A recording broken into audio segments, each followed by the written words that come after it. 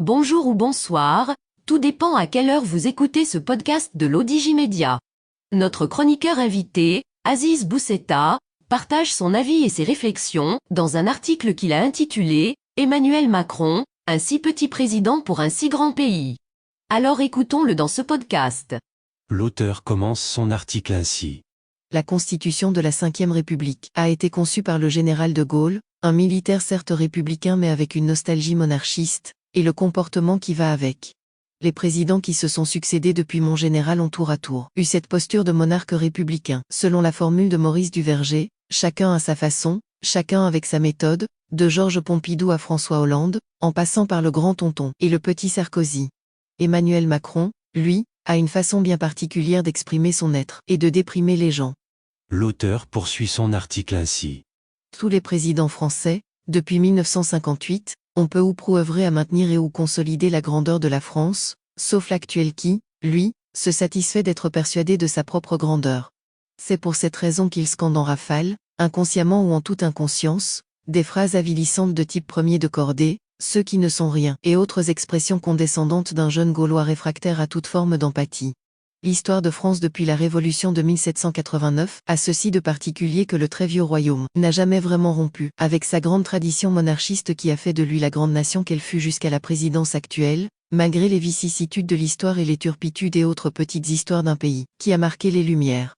Les Français ont guillotiné leur roi pour mettre un empereur à sa place, avant de restaurer prestement la monarchie, de s'essayer brièvement à la République pour très vite revenir se réfugier dans l'Empire, avant de renouer avec le régime républicain secoué par tant de soubresauts et bousculé tantôt par des guerres tantôt par une admirable instabilité, et, au final, nos amis français ont trouvé un compromis entre monarchie et république, un compromis nommé Ve République. Aujourd'hui, le vieux pays du vieux continent a décidé de placer à sa tête un jeune homme se voulant sémillant, volontiers frétillant et quelquefois pétillant, qui avance vers l'avenir en courant, au risque de rencontrer une gifle, comme il est effectivement advenu une fois. N'écoutant personne que sa personne, promenant sur le monde une vision égotique et la novlangue qui va avec, dévasté d'amour pour lui-même, il s'acharne à vouloir écrire l'avenir au présent, prenant de haut le monde et les siens, et le voilà qui réussit ce tour de force d'enlever. Un second mandat qu'il réussit avec un certain talent à faire caler au démarrage. Bref, passant de l'état de grâce à la disgrâce, il fait douter de lui-même un pays que le monde, autrefois, redoutait. L'auteur précise sa pensée ainsi. Avec lui, une forme de maltraitance de son peuple exténué, travaillé à la fourche et au LBD, et autour de lui, les décombres d'une diplomatie, qui connut pourtant de beaux jours et de grands noms, de Talleyrand à de Villepin, en passant par Chateaubriand ou Poincaré, entre autres. En interne, il installe avec une constance qui force l'admiration une violence d'état de moins en moins légitime, qui heurte autant les instances internationales, que ceux qui foutent le bordel, professe-t-il avec élégance. À l'international, il se fâche avec à peu près tout le monde, dans les deux sens du mot. L'Afrique l'ostracise et l'Amérique le méprise, la Russie le ridiculise et la Chine le toise.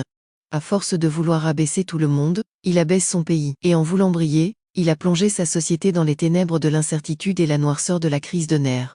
L'auteur insiste sur le fait que jamais la France n'a connu autant de déconvenues diplomatiques qu'avec M. Macron, rappel d'ambassadeur avec l'Italie, crise humiliante avec les Anglo-Saxons, crise avec le Mali et le Burkina Faso, crise avec le Maroc, aux prises avec tant d'autres. Il s'est voulu médiateur entre les Russes et les Ukrainiens, mais Poutine ne lui parle plus et Zelensky ne l'écoute pas plus. Crise avec la Turquie, crise avec l'Allemagne, cet homme Macron n'est bien qu'avec les riches, arabes soient-ils ou chinois. À eux, il sait faire les courbettes pour en soutirer quelques miettes. Mais personne en France ne lui reproche véritablement ses manquements et autres errements diplomatiques, et pour cause, les Français sont tétanisés par l'état de leur pays, surclassés par quelques-uns, déclassés pour tous et de plus en plus dépassés en tout. Le pays des droits de l'homme est aujourd'hui tristement épinglé par les associations de droits de l'homme. Édouard Herriot disait que la politique, c'est parler aux gens, lui, Emmanuel Macron, les tances et les sermonnes, une petite engueulade et le petit peuple file droit. L'auteur conclut son article ainsi. Qu'arrive-t-il donc à la France, cette nation jadis appréciée en tout et par tous? Elle a inconsidérément élu, puis funestement réélu Emmanuel Macron, un si petit président pour un si grand pays. Qui dit pire?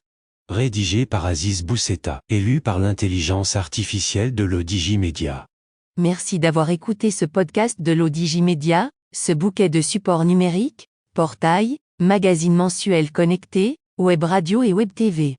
N'oubliez pas de télécharger notre application Lodigi Mobile sur Play Store et de vous abonner à notre chaîne YouTube Lodigi TV. Vous pouvez, aussi, nous suivre sur nos réseaux sociaux, Instagram, Facebook, TikTok, LinkedIn et Twitter. Ou encore, vous inscrire sur notre newsletter quotidienne à partir du portail lodigi.ma. Alors, on se dit au prochain podcast de nos chroniqueurs invités. Et à très bientôt, si et seulement si vous le voulez bien.